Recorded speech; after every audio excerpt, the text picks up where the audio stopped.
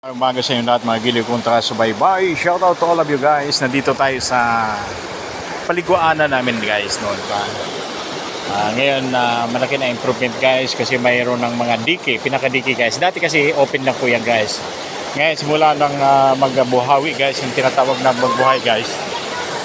Nagkaroon na ng pinaka-dike guys na magsisilbing protection sa mga nakatira. Dati wala pa po ito yan. Pinaka may mga cottage na yata ito guys. At yan.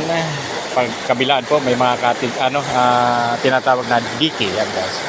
Kasama ko ngayon ang aking pamangkin yan. At naitur ako dito sa ilog namin.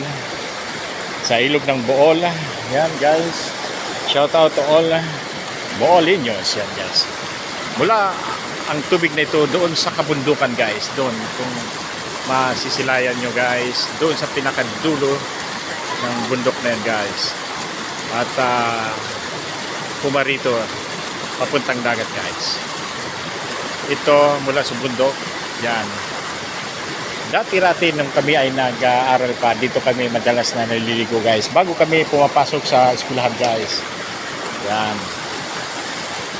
At malalim yan guys, parang swimming pool guys. Yan, dadaos papunta doon sa pinakadulo guys, hanggang sa dagat guys. Doon sa gitna may tulay po doon ng tinatawag na Bohol Bridge yan guys. Yan, dati wala pa po ito yan. Ginawa ng paraan po ng pamunuan ng DPWH at LGU ng Kulaba, Bohol yan guys. Ayan. At it's a running water guys, napakalinaw ng tubig guys.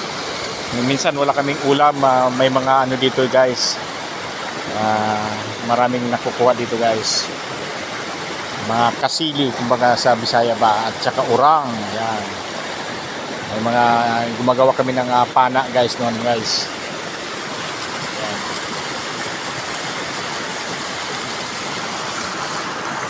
Guys, shout out guys.